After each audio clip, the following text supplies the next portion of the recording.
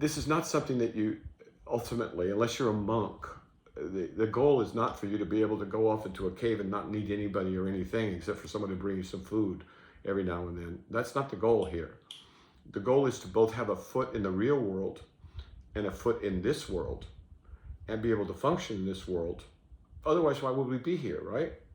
So you have to take care of your body, you have to take care of your brain, you have to take care of your mind. Don't pollute it, because remember, people make money by addicting you to whatever they can addict you to. Cigarettes, porn, hyperstimulation, combat, verbal combat. I mean, there are people who make fortunes just arguing with other eggheads about nothing, right? Well, he said this and I said that, and I really got him back, with my comeback was so cool. I really cut him down or whatever. We used to call them cut downs or put downs. And now they're called, I don't know what they're called, but they're, you get points from your friends if you're really clever, and you're a clever smartass on X, right? Well, okay, fine. Those are kids' games, and there's lots of kids, and they need to play the game, so that's fine. What's not fine is when you get fixated on it and you can't grow beyond that, right? And so there's much to learn just about being in this world, and that's really important. As a matter of fact, at your age, it's more important in a way. I mean, I'm not going to say it's more important because I can't say that, but you got to be able to support yourself. If you don't want to feel anxious, you have to feel confident. In order to feel confident, you have to have some skills, and you have to know how to use them, and you have to know your limitations, and you have to know your strengths, and you have to know yourself, right? All right? And so, but mainly you have to know where you're going, right? Remember, the world steps aside for a man who knows where he's going. What do you want? Do you want to be fabulously wealthy and a miserable jerk? Some people, that's what they aim for, and that's what they get, right? And they're it's I can name names, but it's obvious. Just think about it. Other people say, I want to help. Other people say, I want peace. Other people say, I want to know you, Lord, more than anything, or whatever. So you got to know where you're headed, in my estimation, because otherwise there's just too many wonderful things in this beautiful earth, too many different things to distract you. And so that's the hardest part. You got to decide where you want to go. How does one do that? Good question. Great question.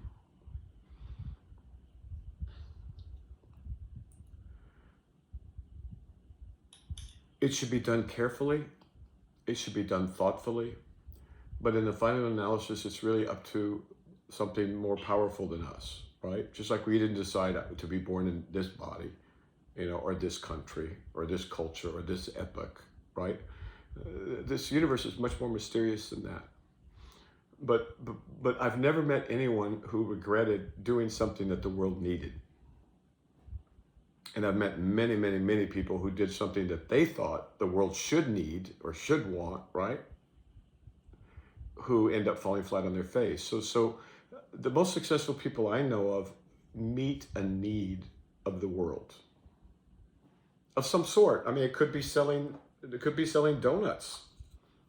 I mean, I'm not saying anything about what it is. I mean, but I shouldn't have said donuts. It'd be like selling bread, right? Let's take bread in France, right? It could be that being able to provide fresh bread to everybody every day, or 5 or 6 days a week or whatever, and people need the bread, and you're providing a service to them, and just like when you need your plumber, he comes and fixes your plumbing, and he's grateful for the bread that you bake. And this is the whole human community. Now we've become isolated and fragmented and very, very vulnerable to mishap, because these supply lines that are anonymous and just designed for only efficiency and profit, when those things fall apart, you literally have millions of people that can starve to death, like happened in the 20th century. I mean, it's horrific, the amount of, hundreds of millions of people starving to death because of people not thinking clearly. So it doesn't have to be anything extraordinary. But you ask the question, how does one decide? I would say that first you look to see what the world actually needs or is going to need.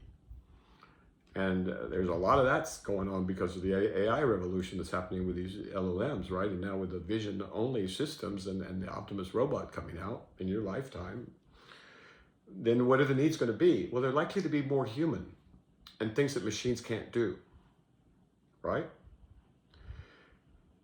So those are two general things. And then you need to think about, well, what am I good at? And where are my gifts? Now, clearly, you wouldn't have your work history if you weren't gifted at things related to, let's just say, computation or computers or intellect or whatever. You know what I'm saying, right? So you may or you may not want to use those natural abilities. I mean, some people are born with beautiful voices. Some people have to work very hard to train their voice, but you see what I'm saying? It's mysterious, but these are just some of the elements. So if you can find a match between what you think you would be good at or what other people think you would be good at and something that's needed, then you're golden. You go to your work, and if it's a bad day, you could say, well, but somebody's got to do this, right? Because the world needs this. It could be delivering Band-Aids, it could be making Band-Aids, it could be improving Band-Aids, or it could be replacing Band-Aids altogether with something better. So there's thousands of places, but the people that I've known in my life that were the most fulfilled and the most happy and oftentimes joyful were the people who on their way home from work felt the feeling of, hey, I did something to help somebody else or to constructive for the world, or I'm part of the solution. I'm not part of the problem. I'm carrying my weight. I'm doing my part, and that's a good feeling for a man, and for a woman, of course. But I'm talking to you now, right? And so those are just some of the general things that I think are important. But I'm sure I've missed a bunch. But sincerity and maturity, just saying, hey. Maybe I like to play basketball, but I'm 5'6", and I'm not very coordinated. And, I grew up in some place where the kids didn't play basketball. Maybe you're not meant to be a basketball star. I mean, I'm using silly examples, but you get the gist, right? Now, on the other hand, if you're 7'7", right, and you grew up in in the black part of Boston, right? 6'7", I'm sorry. It's different. So it's very difficult because I do not want to suggest to you, because I don't want to have undue influence over your own responsibility for standing on your own 2 feet and making decisions on your own. Do you see what I'm saying? Because that's a better way to do it. All right? So